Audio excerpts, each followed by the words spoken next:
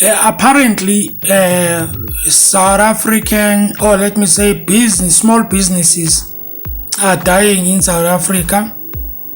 And then I saw this video, and also I think Zimasi Mustafa also spoke about it on his channel.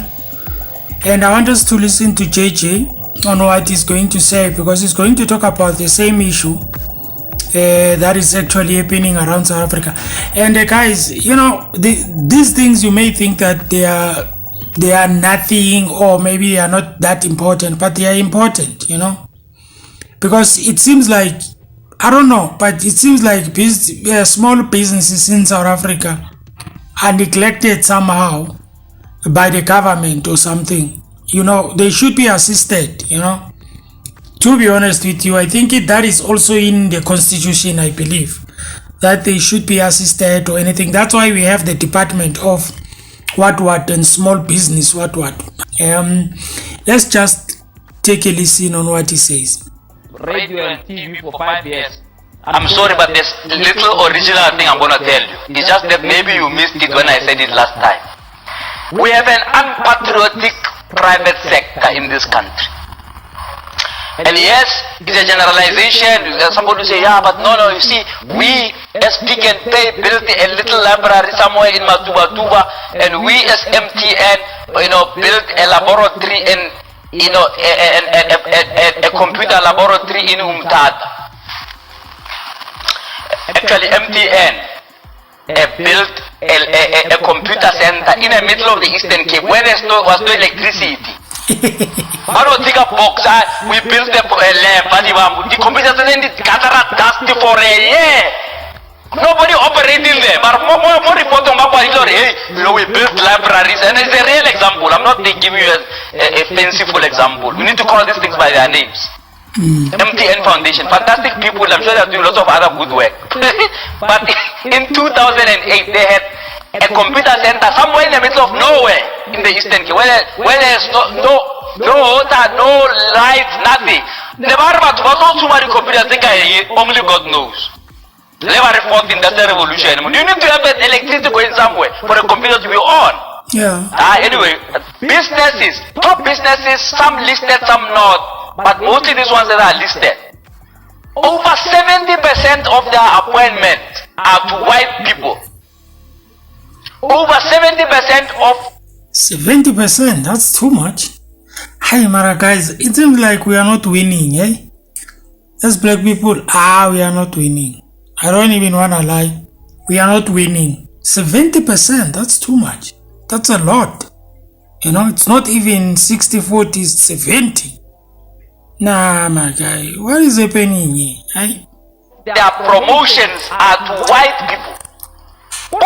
We talk until we are blue in the face about affirmative action, employment equity. These people are deaf to those things.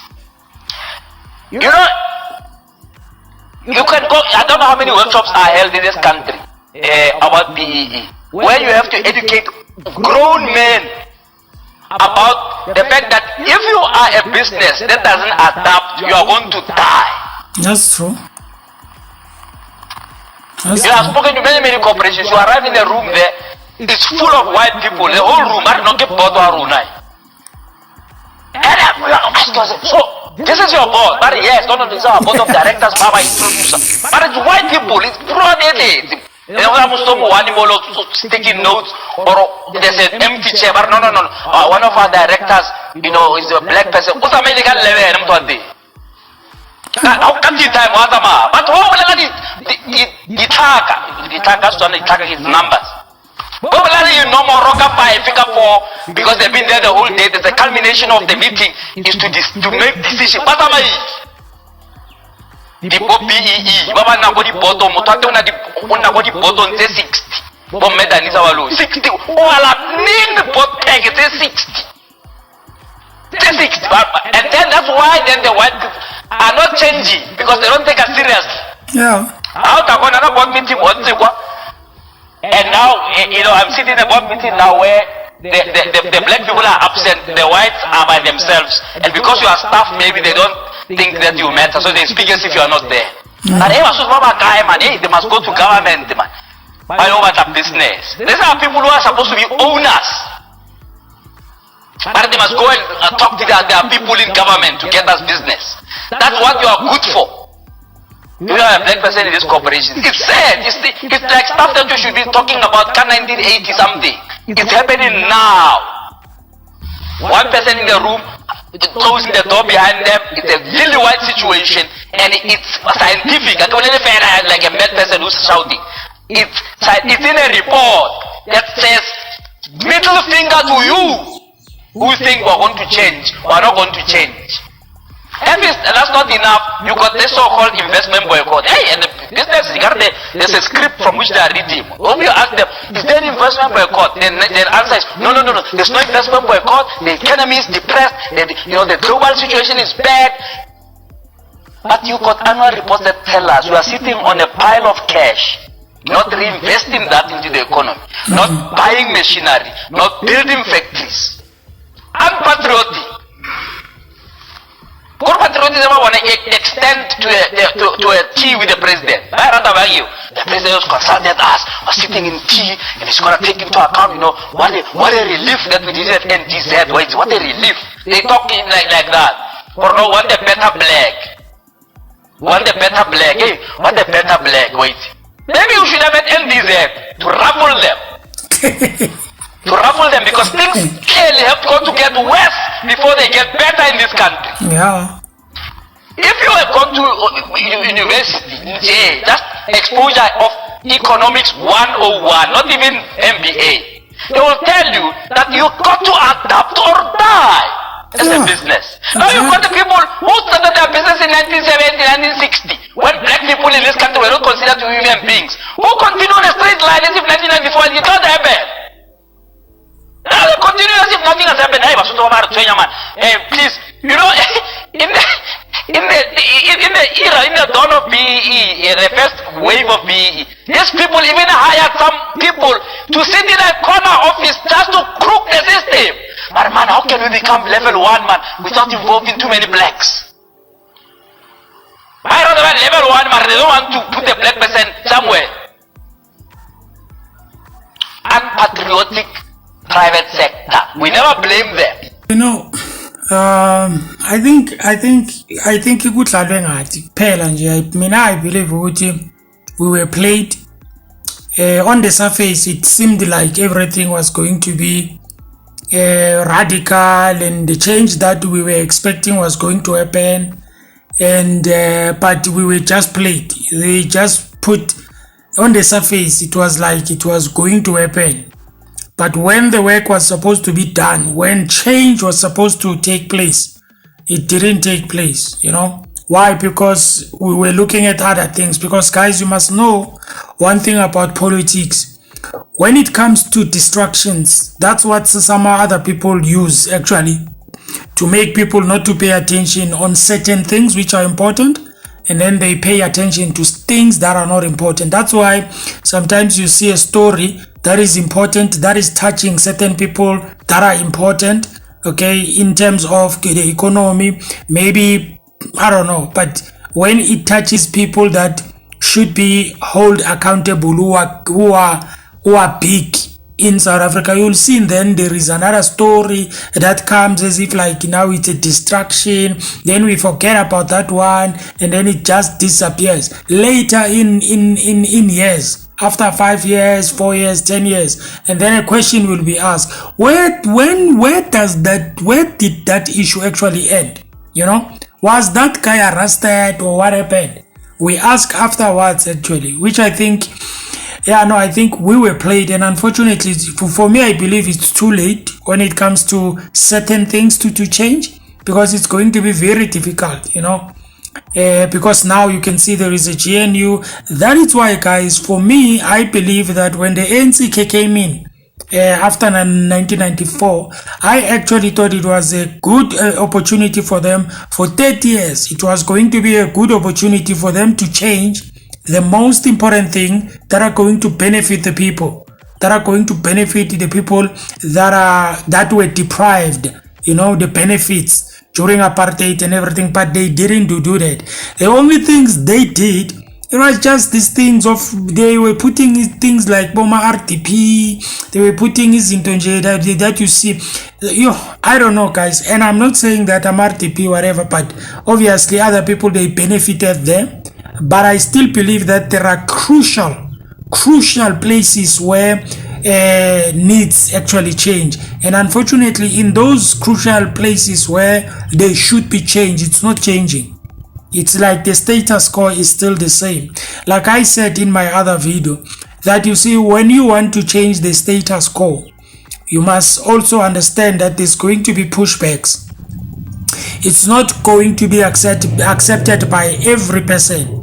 And when I say every person, even from the black people side, there are other people who might push back. Okay, well, because they are okay. They don't want to change anything because they are okay in terms of money, everything, their lives are good, But also, you remember the video of Mr. Rutendo when he was talking about the changing the status quo. There is going to be some consequences on that, and also if we want to implement and change the status quo, there's going to be some sufferings in all of that. But I still believe again that the chance that the ANC had, after 1994, it was a very great chance for them to change things, very quickly change them so that when things change, just like where we are with the GNU, at least that the important things that you should have changed, for black people, you can change them, Now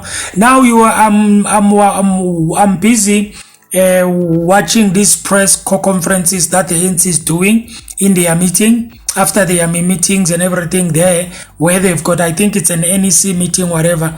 Now, when they speak sense, to be honest with you. They speak about issues that, the thing is, they speak about issues that they should have taken care of them like long time ago, They are busy speaking about the things that they should have taken care of. Yeah, this is what we spoke about. We want to, and I'm like, my guys, you had a chance. You alone, without a GNU, you were alone. You should have done these things alone. You should have done them alone. Now you want to pretend as if like you will still do it now. How are you going to do it now? It's going to be worse. It's going to be very difficult for them to actually implement anything, because there is a GNU, there are other parties that they might push back. Even if that thing or whatever program they will try to do, even if it's going to benefit the people, they will push it back. It's not gonna be easy for them. They just push back the chance that they could have used when they were alone,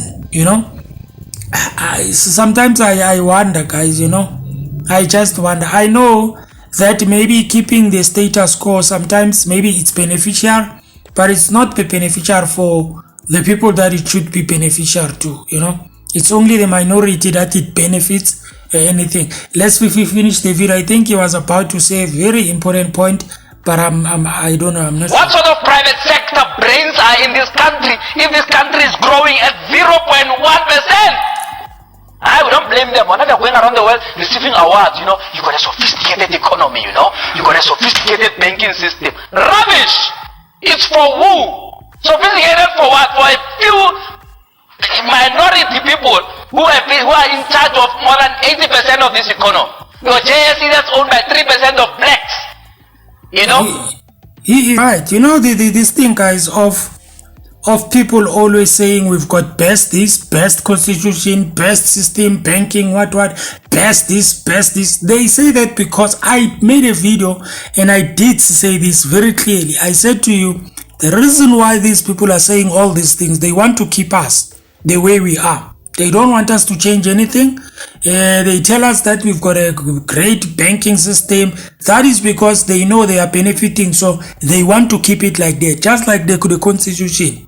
Okay, they say we have the best constitution. Why? Because they want to keep it. They want to keep it like that. They don't want to be changed, because if it is changed, it might actually go against them and benefit the people, but they don't want that, and so sometimes, man, it saddens me, when especially when I look at the ANC and I'm looking at them and I'm like, you guys, you had a chance, And the worst part of it, you had a chance again with this part where it's a GG and you think it's no one gets the majority. Instead of you maybe thinking of saying let's put other minds, that maybe are the same as us, your MK, because now I might not even count MK a lot, but at least EFF and maybe put MK because they are also Black Party and stuff like that, and maybe and just prove yourself, man. This was a chance for Black people to prove themselves. And I know you are going to tell me about certain